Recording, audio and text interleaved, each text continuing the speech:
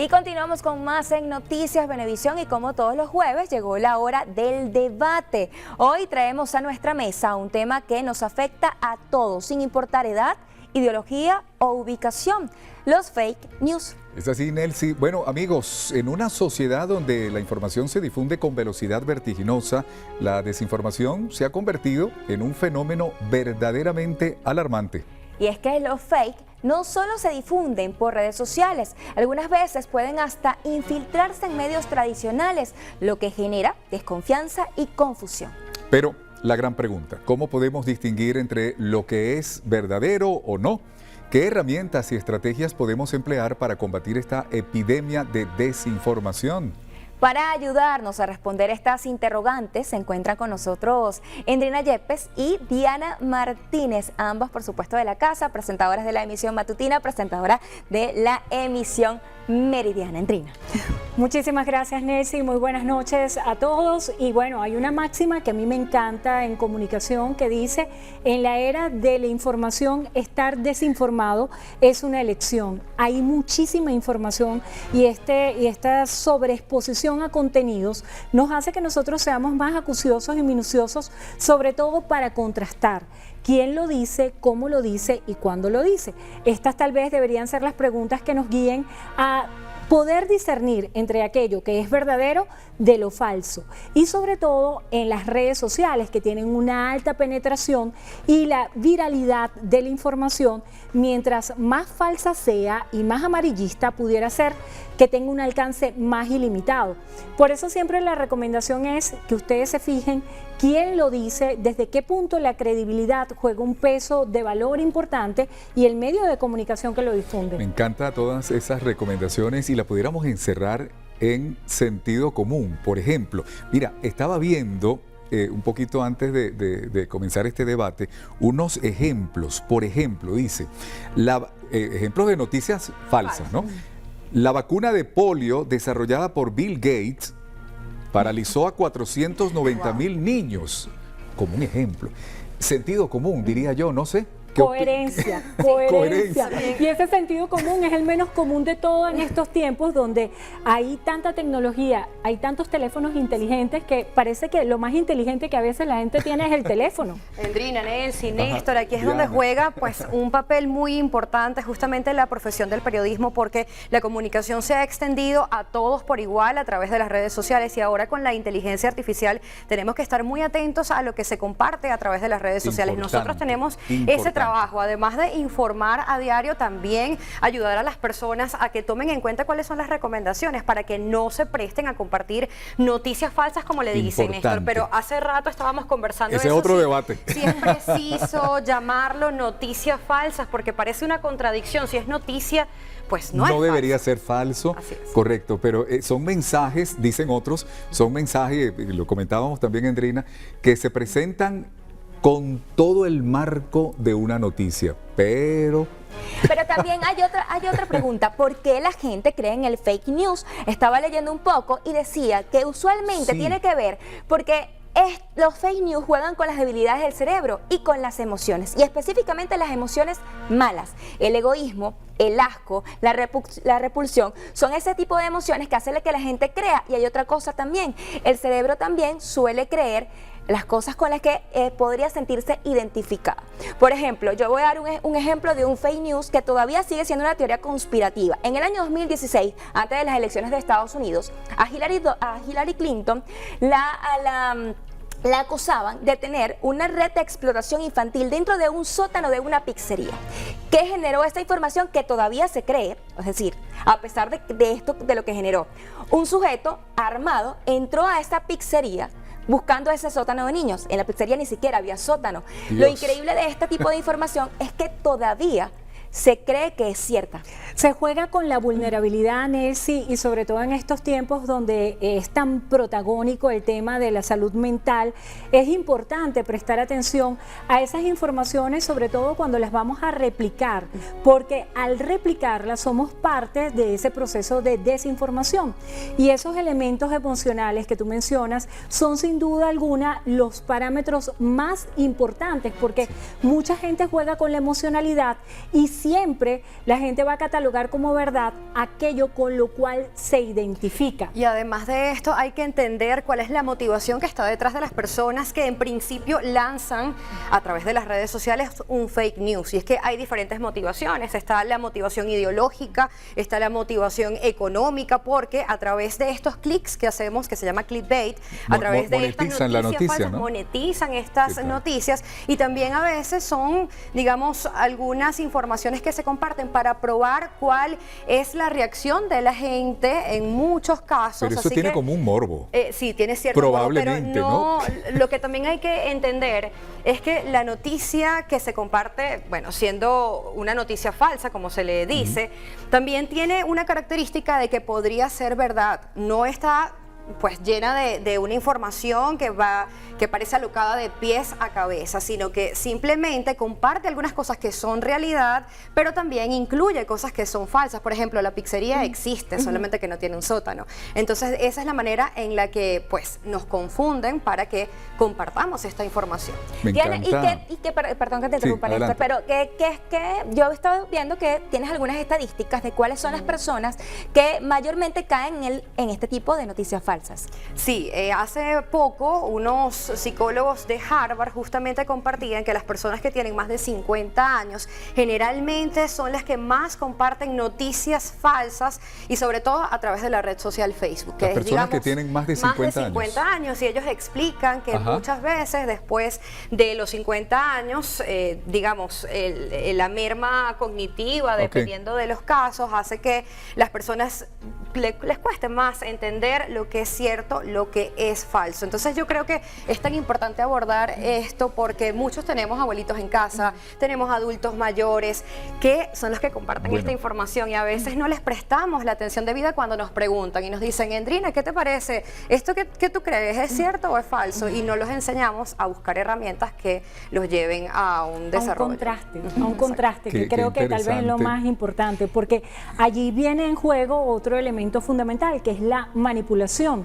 Cuando estas noticias se hacen desde laboratorios, Sí. porque existen laboratorios para diseñar campañas comunicacionales que se convierten en trapos rojos, y simplemente la gente cae en este juego de replicar esta información que es falsa. Así Decían es. que por lo menos las noticias falsas tienen la posibilidad de llegar 100 veces más a las personas que las verdaderas noticias, y lo peor de todo, las noticias falsas duran por más tiempo.